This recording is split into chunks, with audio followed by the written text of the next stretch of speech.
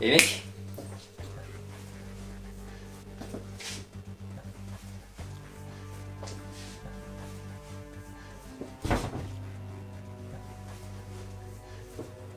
mec, putain il est passé où lui encore?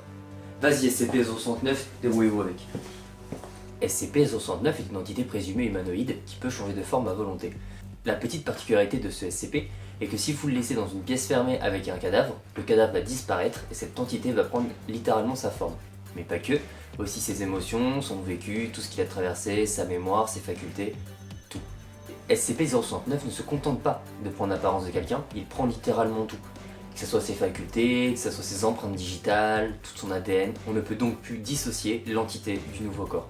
Il faut aussi savoir que SCP, après des expériences bien poussées sur lui, nous a démontré qu'il ne se souvient jamais d'une vie antérieure.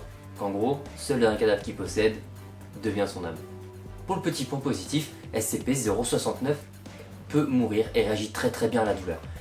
La seule différence c'est que si vous arrivez à le tuer, il va disparaître, se décomposer directement en poussière, disparaître et se retrouver à peu près à sa dernière mort humaine.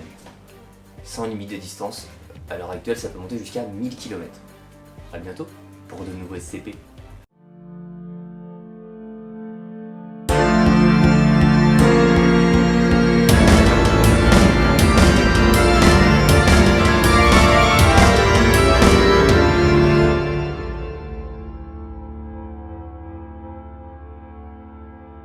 Et aujourd'hui, on va parler du film Ellie.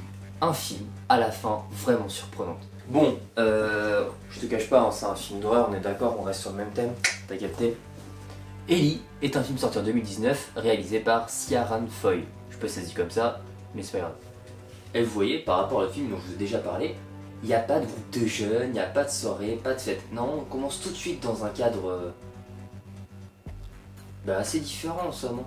Il n'y a pas de zombies, il n'y a pas de démons, personne va dans les bois dans une mystérieuse maison abandonnée dans une forêt qui fait 500 mètres de large. Et en plus, qui a énormément d'hectares avec plein de tragédies dedans et sans réseau. Parce que sinon ce serait trop compliqué de les retrouver, donc ils ferait jamais ça par exemple. On n'est pas non plus dans un domaine post-apocalyptique, et ça fait aussi plaisir, mais avec des gens très friands. Il faut changer un peu. Il n'y a pas non plus ici de crash de bateau, de crash d'avion ou de catastrophes naturelles. Non, Ellie c'est une histoire assez simple d'apparence en fait. C'est juste deux parents avec un enfant malade, mais genre très malade, une maladie rare quand même, faut pas abuser. Un peu l'équivalent des enfants lune, mais ça s'appelle les enfants bulles, apparemment c'est quelque chose de connu, je connaissais pas du tout en film. Là où c'est la merde, c'est qu'il peut pas sortir en fait de sa petite bulle protectrice. Dès qu'il sort de là, tout est aseptisé déjà de base dedans, son air est purifié, tout lui est filé dans des sacs plastiques stériles, enfin c'est un bordel. Et quand il veut sortir de là, il doit avec une espèce de combinaison, un peu comme les hommes lunes, ou les enfants lunes plus précisément, parce que ce ne sont pas des êtres qui vivent longtemps malheureusement. Il doit avoir absolument cette petite combinaison, et ils n'ont plus aucun espoir pour lui. Donc ce qu'ils font, les parents mettent le gamin dans la dodoche, et c'est parti, moi dans un sens spécialisé. Ce que je vous raconte là, vous inquiétez pas, ne spoil pas le film, tout ça c'est le début du film et c'est la mise en histoire. Donc de là, ils arrivent dans un grand manoir à l'autre bout du monde, perdu dans une forêt. Ah ouais, si en fait, là-dessus il y avait quand même le manoir. Mais ce manoir n'est pas hanté, n'est pas possédé, etc. Ce manoir a été construit comme une clinique.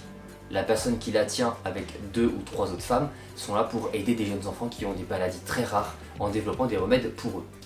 C'est pour ça que les parents étant au bord de la dernière chance sont venus apporter le gamin pour essayer des trucs expérimentaux, tenter de sauver ce gamin et qu'il arrête d'être un enfant bulle. Voilà, donc ça c'est pour l'histoire, vous vous doutez bien que tout va pas se passer comme prévu. Je vous promets qu'à aucun moment là, avec le début d'histoire, vous pouvez comprendre la fin. Qu'en vrai je vais pas vous spoiler ici, parce que c'est littéralement la force de ce film. J'en ai vu énormément des films d'horreur, je suis habitué après à tous les contextes, on arrive à anticiper quasiment 80% des films avec mon pote parce que on a l'habitude d'en voir et que c'est tout le putain de temps le même scénario. Mais là non, la chute on s'y attend jamais. À la fin c'est vraiment un truc différent, ils partent loin, ils ont une idée, ils vont dedans. Non, franchement c'est propre. Tout le long du film on pense qu'on va aller dans une autre direction.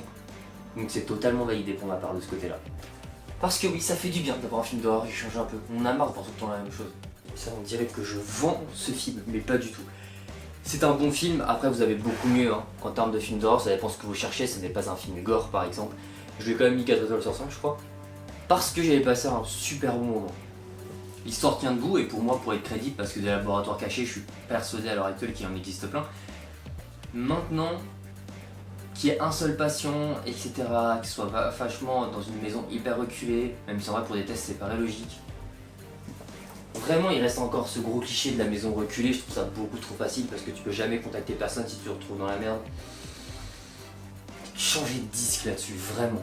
Je vous préviens, hein, c'est vraiment pas le film de l'année, hein. Mais vous allez pouvoir passer un bon moment. Vraiment, je vous le recommande. Allez-y. Et d'ailleurs, si vous allez le voir, venez me checker.